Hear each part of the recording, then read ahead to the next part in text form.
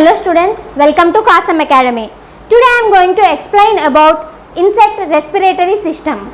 So, in case of insects, the exchange of gases, that is oxygen and carbon dioxide, takes place through a tubular structures which are called as trachea, and all those tubular structures collectively we call it as tracheal system. These trachea open outside the body through the openings which are called as spiracles. So, these openings are present on the pleural surface of the insect body, and these trachea are divided into these. Suppose if you think these are the tubular structures which are called as trachea, and these trachea are divided into fine branches. These fine branches we call it as tracheoles. So, these trachea and tracheoles collectively supply oxygen throughout the body of insect. And similarly, the trachea is made up of basement membrane, cuticle and epidermis, which is similar to that of body wall. But in the case of these are arranged in a reverse way. Suppose if you think in case of body wall, it is arranged in the form of basement membrane is at the bottom, below epidermis and topmost layer is cuticle. But here in the trachea, the basement membrane is the topmost layer, and middle epidermis and lower cuticle or intima layer is present. So, this is the arrangement of the components in case of trachea. And here in case of trachea, you can see a spiracular thickenings.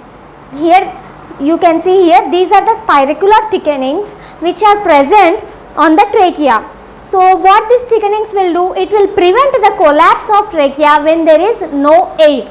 See, these trachea are just like pipe-like structures or balloon-like structures. If you fill the air, it will be in a bulged way, otherwise it will get collapsed.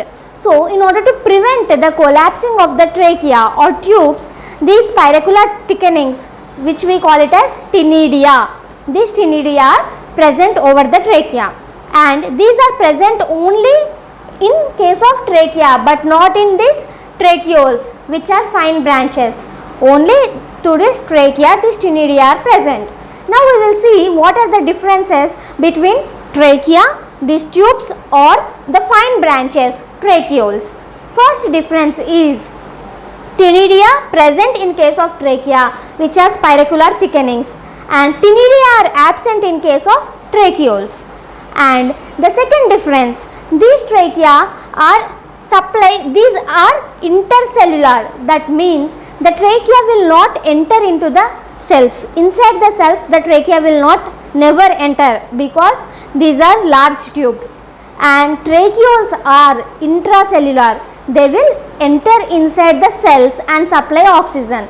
Just these are intercellular, in between the cells. Tracheoles are intracellular. They will enter inside the cells and supply oxygen. And third difference is trachea is made up of resin as well as chitin. So, the protein and chitin matrix in case of trachea is chitin as well as resin. So, resin we know that resin is a rubber like protein, and in case of tracheoles the resin is absent. So, these are the main differences which are present in between the trachea and tracheoles. The trachea which have been arising from each spiracle which are present on the pleural surface of the body, these all trachea will join together inside the body to form longitudinal trunks. Likewise, the trachea which are arising from the lateral sides are joined together to form longitudinal connectives and transverse commissures. So, as a result, these form the trachea fuse together, all together fuse to form dorsal tracheal trunks, lateral and ventral trunks. And these dorsal tracheal trunks which are present on the dorsal surface of the body supply oxygen to the heart, and ventral tracheal trunks supply oxygen to the nerve cord, because it is located at the ventral side. And the lateral tracheal trunks, which are 2 in number, supply oxygen to the visceral organs, alimentary canal as well as gonads. Now we will see the structure of spiracle. So, spiracles contain a sclerite like structure at its opening, we call it as peritrym, and it opens into a cavity like structure. Here we can see this cavity is called as atrium, and the opening and closing of this cavity is guided by valve, which is called as atrial valve, and these fibrous structures which are present at the end of this valve called as felt chamber. So what is the purpose of this felt chamber? It will prevent the loss of water.